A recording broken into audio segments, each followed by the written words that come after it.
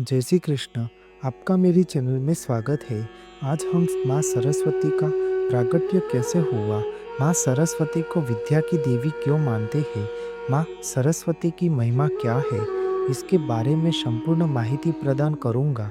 माँ सरस्वती की प्राकट्य कथा का वर्णन इस प्रकार है कि उपनिषदों की पौराणिक कथा अनुसार सृष्टि के प्रारंभिक काल में ही भगवान शिव की आज्ञा से ब्रह्मा जी ने समस्त जीवों में खास तौर पर मनुष्य योनि की रचना की थी। लेकिन वह अपने सर्जन से वह संतुष्ट नहीं थे। उन्हें लगता था कि अभी भी कुछ कमी रह गई है, जिसके कारण चारों तरफ सन्नाटा और मौन छाया रहता है। तब ब्रह्मा जी ने इस समस्या के निवारण के लिए अपने कमंडल से हथेली में जल लेकर संकल्प स्वरूप उस जल को छिड़क कर भगवान श्री हरि विष्णु की स्तुति करनी आरंभ की। ब्रह्मा जी के द्वारा की गई स्तुति को सुनकर भगवान श्री हरि विष्णु तत्काल ही उनके सम्मुख प्रकट हो गए और उनकी समस्या जानकर भगवान श्री हरि विष्णु ने आदि शक्ति माता दुर्गा का आह्वान किया। तब भगवान श्री हरि विष्णु जी के द्वारा किए गए आह्वान के कारण भगवती माँ दुर्गा वहाँ तत्काल ही प्रकट हो गई। तब ब्रह्मा जी और भगवान विष्णु जी ने उन्हें इस समस्या को दूर करने का निवेदन किया। तब भगवती माँ दुर्गा ने ब्रह्मा जी तथा विष्णु जी की समस्या सुनने के बाद उसी क्षण आदि शक्ति माँ दुर्गा के शरीर से श्वेत रंग का एक भारी तेज उत्पन्न हुआ, जो एक दिव्य नारी के रूप में बदल गया।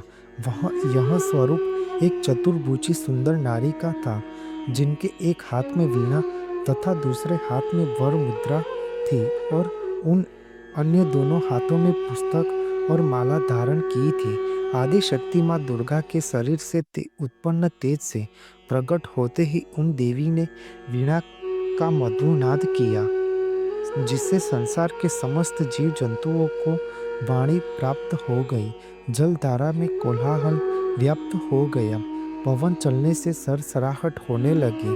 तब सभी देवताओं ने शब्द और रस का संचार कर देने वाली उन देवी को वाणी और विद्या की अधिष्ठात्री देवी को माँ सरस्वती कहा जाता है।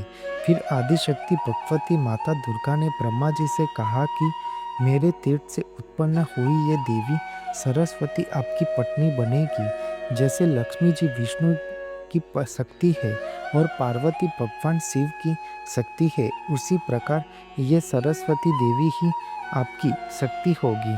ऐसा कहकर आदिशक्ति माता दुर्गा सब देवताओं को दर्शन देकर वही अंतर्ध्यान हो गई।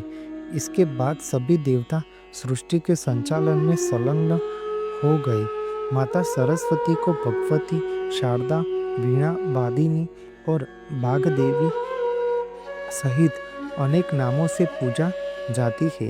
ये विद्या और बुद्धि की प्रदाता है। संगीत की उत्पत्ति करने के कारण ये संगीत की देवी भी कहलाती है। माघ मास के शुक्ल पक्ष की पंचमी तिथि वसंत पंचमी के रूप में सर्वविदित इस दिन ज्ञान, वाणी और ललित कलाओं की अधिष्ठात्री देवी माँ सरस्वती की पूजा अर्चना का विशेष महत्व है।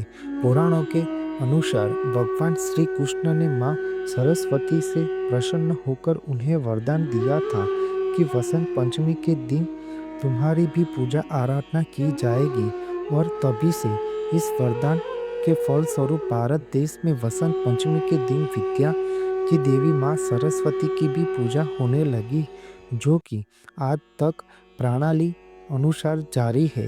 वसंत पंचमी पर किसी भी प्रकार के शुभ कार्यों के लिए सर्वश्रेष्ठ माना गया है। वसंत पंचमी अबुझ मुहूर्त माना गया है, इसलिए कलाकारों एवं शिक्षा से जुड़े कार्य के लिए वसंत पंचमी का महत्व अधिक है। चाहे वह कवि हो या लेखक, गायक हो या वादक, नाट्यकार हो या नृत्यकार, सब दिन का प्रारंभ उनके अपने उपकरणों की पूजा और माँ सरस्वती की वंदना से करते हैं। इसलिए वसंत पंचमी के त्यौहार का महत्व इतना बड़ा माना गया है। वसंत पंचमी पर माँ सरस्वती की कृपा से विद्या, ज्ञान और आत्मिक शांति प्राप्त होती है, जो इस त्यौहार को विशेष और मंगलमय बनाती है। आपको मेरी यह माहिती अच्छी लगी हो तो मेरी चैनल को लाइक, शेयर, कमेंट, सब्सक्राइब करें और बेल आइकन को दबाना ना भूलें। जय स्वामीनारायण।